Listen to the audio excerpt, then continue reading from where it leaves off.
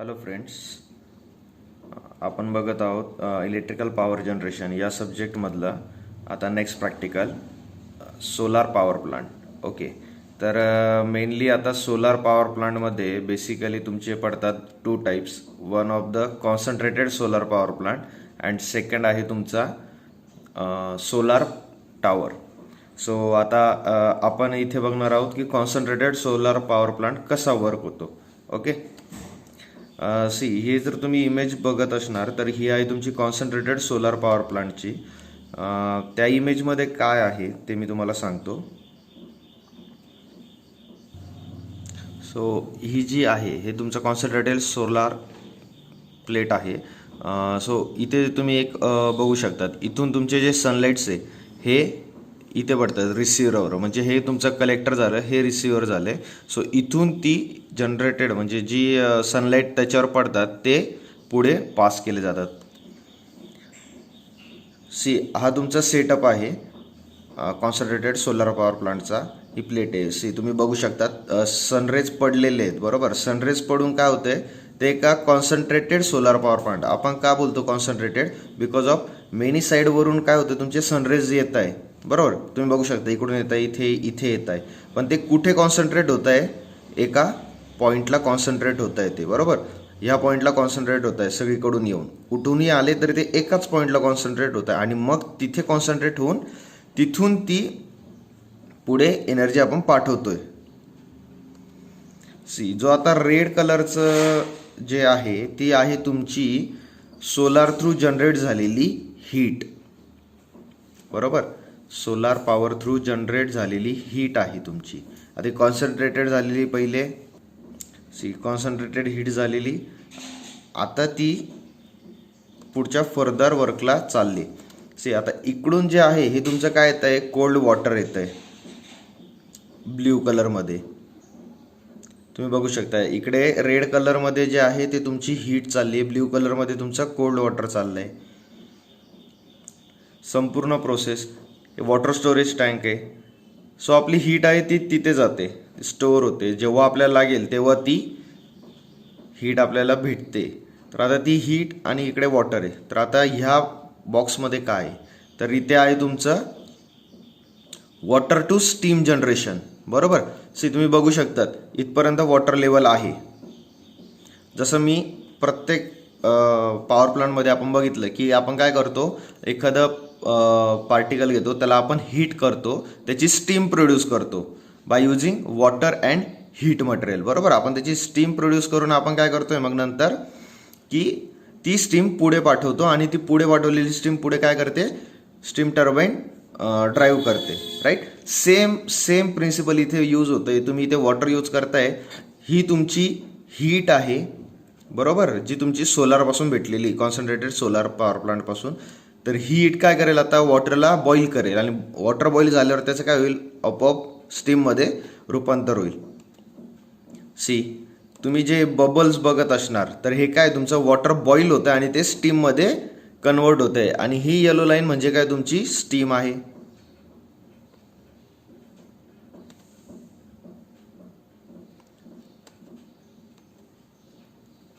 C yellow लाईनमध्ये काय होतं तुमचं? स्टीम जनरेट झाली. बरोबर, ती स्टीम पुढे आपण कोणाला देतोय?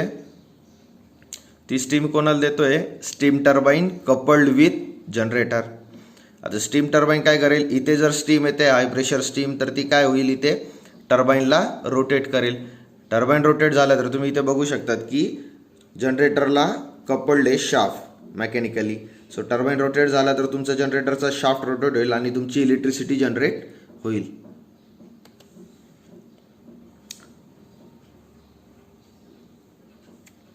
हे बघा पुढे तुमची इथे तुम्ही बघू शकतात की इथे तुमची इलेक्ट्रिसिटी जनरेट होते.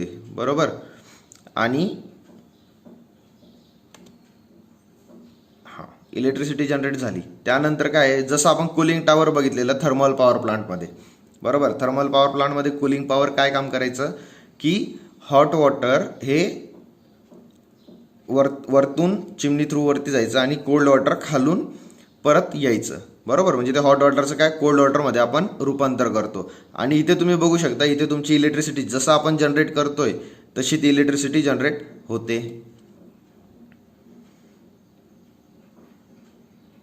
हे तुमचं आहे प्रॉपर लेआउट, बरोबर. आता इथे तुम्ही बघू शकतात ॲरो आहे, रेड रेड रेड रेड. आता यात काय आहे की तुमचं सगळं हीट आहे. हे कोल्ड वॉटर चाललं आहे, कोल्ड वॉटर डिस्ट्रीब्यूट होतं आहे.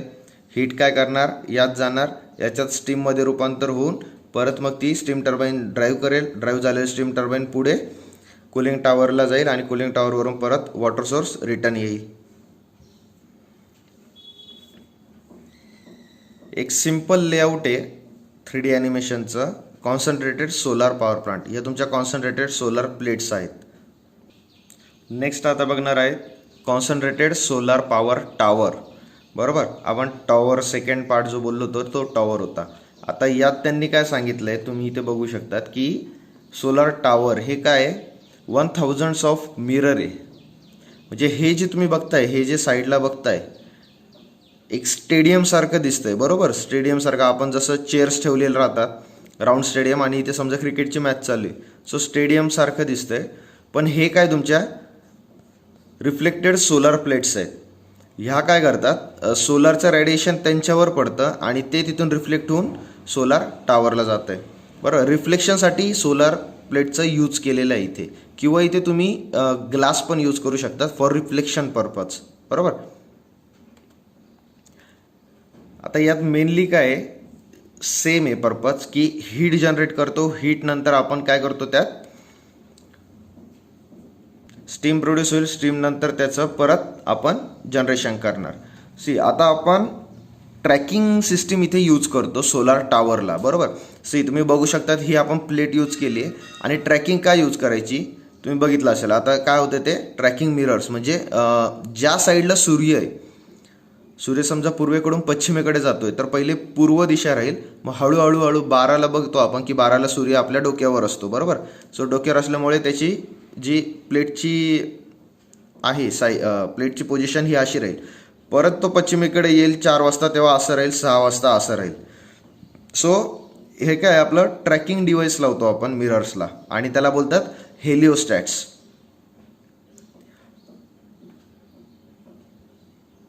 So at the top of the tower आपण काय करतो, एक रिसिव्हर आहे आणि तो रिसिव्हर तुम्ही बघू शकतात हा रिसिव्हर आहे. इथून आपण लिक्विड पाठवतोय, फ्लुइड.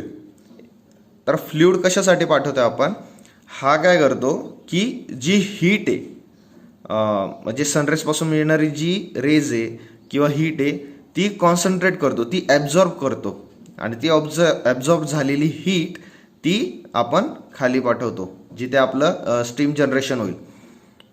आता यासाठी आपण काय यूज करतो तर मोल्टन साल्ट. तुम्ही ते बघू शकतात मोल्टन साल्ट आपण यूज केलेलं आहे. तर तो काय आहे, तर तो एक बेसिकली तुमची जी हीट आहे, मोल्टन साल्ट हा काय करतो, तुमची हीट ॲब्झॉर्ब करायचं काम करतो, बरोबर. आणि तो ॲब्झॉर्ब करायचं काम कसं काय करतो, तर त्याचं जे इफिशियन्सी आहे ॲब्झॉर्ब करण्याची ती खूप जास्त आहे अदर याच्यापेक्षा. म्हणजे अदर जे सबस्टन्सेस घेतले आपण त्यापेक्षा ती खूप जास्त आहे. त्याच्यामुळे आपण काय करतो, तिथे मोल्टन साल्ट यूज करतोय बिकॉज ऑफ इफिशियन्सी. म्हणजे कमी प्रमाणात आपण जास्तीत जास्त सोलर रेडिएशन ॲब्झॉर्ब करू शकतो. त्यानंतर इथे तुम्ही बघत असणार heated from 500 to over 1000 degree Fahrenheit. म्हणजे मोल्टन साल्ट हे कुठपर्यंत हीट होऊ शकतं, तर 500 ते 1000 डिग्रीजपर्यंत ते हीट होऊ शकतं. म्हणजे तुम्ही विचार करू शकता की जर ते एवढं हीट होऊ शकतं तर आपण त्याच्यातून किती हीट आपण प्रोड्यूस करू शकतो, किंवा किती इलेक्ट्रिसिटी त्या हीटने आपण जनरेट करू शकतो पुढे, बरोबर. जसं मी तुम्हाला त्याच्या प्रॉपर्टी सांगितल्या की आयडियल हीट कॅप्चर मीडियम आहे आणि त्याचं टेम्परेचर रेंज हे लिक्विड स्टेटमध्ये मेंटेन ठेवायला ते मदत करतं. इथे काही गरज नसते आपल्याला की प्रेशर हायच पाहिजे किंवा काय, इथे आपल्याला जे असेल ते चालेल. सो आता हे काय आपण मोल्टन साल्ट पाठवलेलं, आणि हे जे आहे ही तुमची हीट एनर्जी डेव्हलप झालेली, बरोबर. आता ही हीट एनर्जी आपण काय करतो, थर्मल स्टोरेज टँकमध्ये स्टोअर करतो. आता ही स्टोअर करण्याचं कारण काय, जर आपण ती 10 ते 16 आवर्स स्टोअर केली तर त्यानंतर आपल्याला ती जेव्हा यूज करायची तेव्हा आपण यूज करू शकतो.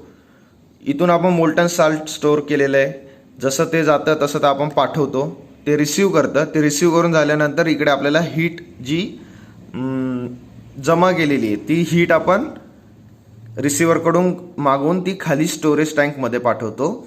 आणि आपण का करतो high temperature molten salt storage? कारण की जेव्हा आपल्याला इलेक्ट्रिसिटी लागेल तेव्हा आपण ती इथून विड्रॉ करणार. बरोबर. आता तुम्ही बघू शकता इकडे मोल्टन साल्टचं आहे आणि इकडे आपलं हीट एनर्जी स्टोअर केलेली. आता एक कलेक्शनचं काम झालं, स्टोरेज मेकॅनिझम झालं. आता नेक्स्ट काय येईल तुमचं इलेक्ट्रिसिटी जनरेशन. सो मग आता आपल्याला जी हीट आहे स्टोअर केलेली ती आपण काय करतो, आता आपल्याला जनरेशन करायचं आहे. बरोबर. तुम्ही बघू शकतात आता इथे काय आहे, हीट ही आहे तुमची हीट आणि हे आहे तुमचं वॉटर. सेम इथे स्टीम जनरेटर आहे, म्हणजे इथे काय असणार, स्टीम टर्बाईन आणि जनरेटर हे दोघं कपल्ड असतील. त्यानंतर तुमचं सेम प्रोसेस होईल. काय होईल, तुमची इलेक्ट्रिसिटी जनरेशन होणार. आता वॉटर स्टोरेज टँक पण आहे. बरोबर. आपल्याला सगळ्यांना माहिती आहे की वॉटर स्टोरेज टँक लागतेच, की वॉटर काय होईल, परत स्टीम वॉटर फ्लो होईल. आता हे जे आहे पाईपलाईन्स यातून वॉटर फ्लो होणार आणि इकडून हीट आणि वॉटर जर एकत्र आले तर काय होणार, वॉटरचं इव्हॅपोरेशन होईल आणि तुमची स्टीम जनरेट होईल. बरोबर. ती जनरेट झालेली स्टीम आपण इकडून पाठवणार. जनरेट झालेली स्टीम तुमची स्टीम जनरेटरला जाईल आणि जे तुमचं मोल्टन साल्ट म्हणजे जी आपली रिमेनिंग पार्ट राहील तो आपला काय होईल, कूलिंग मटेरियल, तो आपला कुठे जाईल, मोल्टन साल्टला जाईल. मग तो परत इथे स्टोअर होईल. मग परत लागेल तसा तो पंप केला जाईल वर.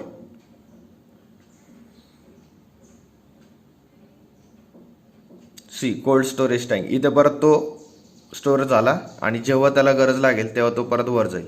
आणि हा काय करतोय, तिथे ॲब्झॉर्ब करायचं काम करतोय. आता इथे जी जनरेट झालेली स्टीम आहे ही आली पुढे स्टीम टर्बाईनला आणि मग स्टीम टर्बाईनकडून ती जाते कंडेन्सरला. कंडेन्सरचा यूज सगळ्यांना माहिती आहे की इथे जी हाय प्रेशर स्टीम राहील किंवा हीट झालेली स्टीम राहील ही काय करते, तुमची पुढे येते आणि ती कंडेन्सरमध्ये कोल्ड होते आणि ते पाण्यामध्ये परत रूपांतर होऊन ती पुढे जाते. बरोबर. आता नेक्स्ट काय होईल, तुमचं जी इलेक्ट्रिसिटी आहे ती इलेक्ट्रिसिटी जनरेशन होईल. तुमच्या पीक डिमांडला होऊ शकते किंवा तुमच्या रेग्युलर यूजला पण होऊ शकते.